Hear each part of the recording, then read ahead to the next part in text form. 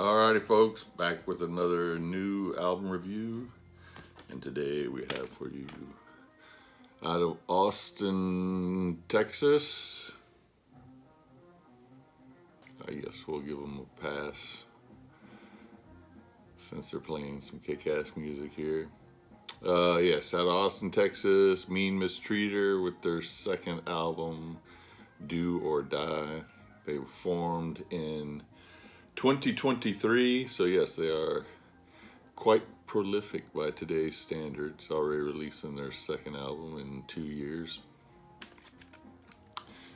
Try not to whip through this one so fast that I forget to show you the CD.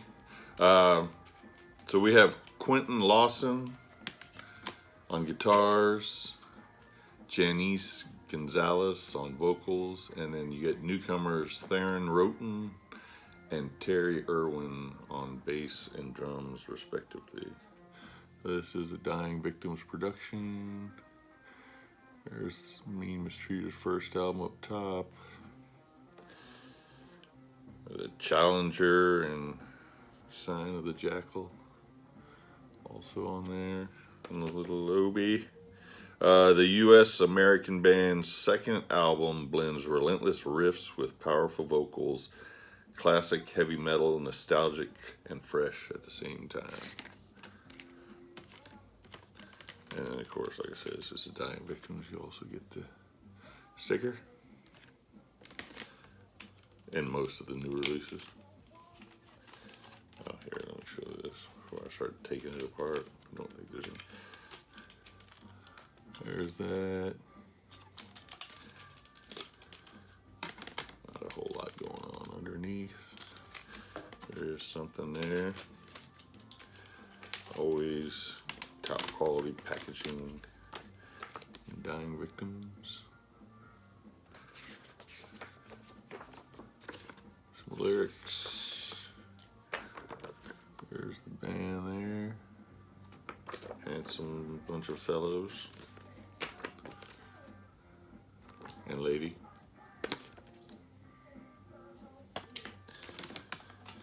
Alrighty.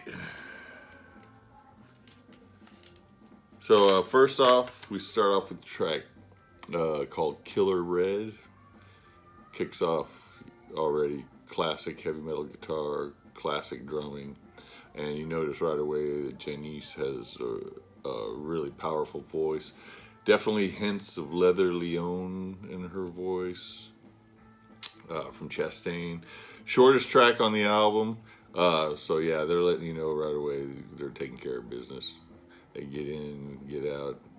Blistering track. A lot of this album is really fast, quick tracks, but not speed metal. Probably like a blend of Motorhead and Riot in that vein there. Your next track's called One Survivor, another up-tempo track. A lot of smoking guitar in this one. A lot of rapid-fire drumming in this one. Nothing's Freeze, your next one. Another song kicking off with a guitar solo. Love when bands do that. This one's got that road racing feel to it. I mentioned Riot. And more killer guitar soloing throughout. I'm not sure who does the bulk of the soloing. It sounds like there's trade-offs as far as who's doing the soloing. There's definitely somebody who does more of the soloing. I'm just not sure who it is. Whether it's Quinten Lawson or Alex Wein.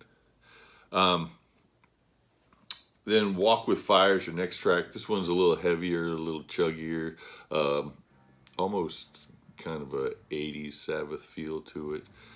And I mentioned Leather Leone.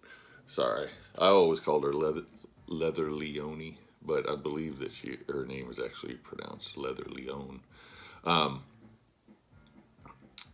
mentioned hints of her and Janiece's voice, but it was bugging me because I was like, yeah, there's Leather Leone in there, but there's somebody else in there.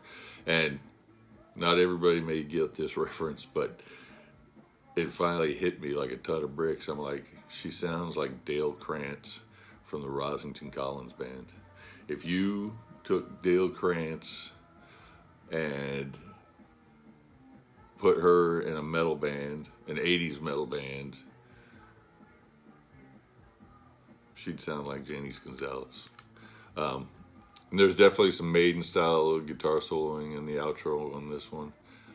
Couldn't have a 80s influenced metal album without some Maiden style guitar in there somewhere. Then you get your title track, Motorhead sensation coming through with this one. Definitely in the guitars and the drumming. Like I said, there's two different guitar players, and you can pick up on their different styles, but one guy definitely has a lot of Fast Eddie Clarke in his guitar soloing.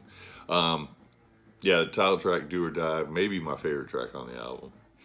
Road Dogs is your next one. This was has kind of an early Wasp feel to the riffing. Janiece really cutting loose with the vocals on this one. Lots of fiery guitar soloing on this one. Three Swords is your next one. Another crunching chugger, good headbanging tune on this one. It's funny that I mentioned that this album is really speedy, but they have two tracks that are not slow, but they definitely step down in pace, and they're both like the longest tracks on the album. And I say longest in Mistreater sense. One's just over 4 minutes, and one is almost at 4 minutes. Release the Wolf is your next one. Janiece really spitting venom on this one. She's actually kind of channeling some inner Stacey Savage on this one from Savage Master. Another barn burner. Track's over before you even know it. So yeah, I'm gonna give this one a solid 8.25 out of 10. The album does get stronger as it goes on. Not to say that it starts off weak at all. It just does get a little stronger, but it still maintains that 8.25 out of 10 ranking throughout the whole album. I don't think I ranked any song on here below 8.25. The only problem I have with this album is it's under 27 minutes, and they call it a full-length album. A 26-minute, 45-second album is an EP, people. We're not going to start changing the names of albums. And I've noticed that, I bring this up because I've noticed some other bands doing this too. Yeah, there's 8 tracks on here, but it's not 30 minutes. You got to put another track on there, you get it over 30 minutes, and then you can call it an album.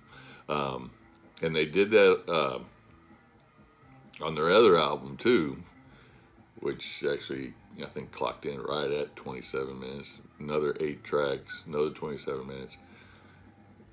They're not the first band to do this, like I said. I think Lady Beast on their first 2 releases, both of those were under 30 minutes also, and they called them full-length releases.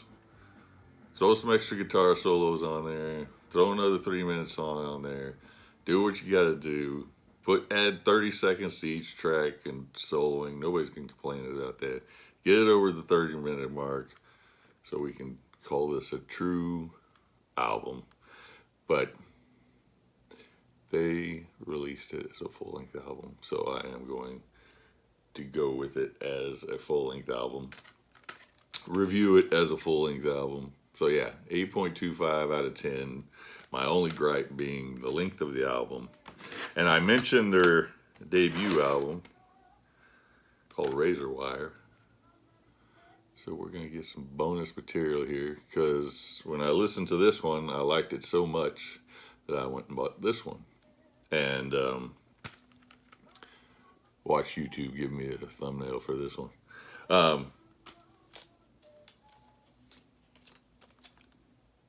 I'll just show this one off real quick since I got it here.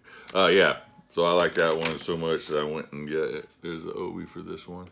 That I went and bought this one too. And I have to say that I might actually like this one a little bit better than Do or Die. Oh, there was a sticker in this one too. Yeah, so 2 really solid band efforts here. Like I said, this is the old lineup. Although it does look like the same guys. Maybe the picture was taken after the other guys left the band, but they are on this album. But yeah, like I said, so I mean, I think I may like this one a little bit more, maybe 8.5 out of 10. So yeah, really good band out of Austin, Texas. Again, we'll forgive them for that. They don't really have a choice as to where they were from. Not everybody can avoid that hellhole. Yeah, football season's upon us, so all things Austin must burn in fire. Mistreater, burning it up with Do or Die, 8.25 out of 10. All right, you guys have a good one.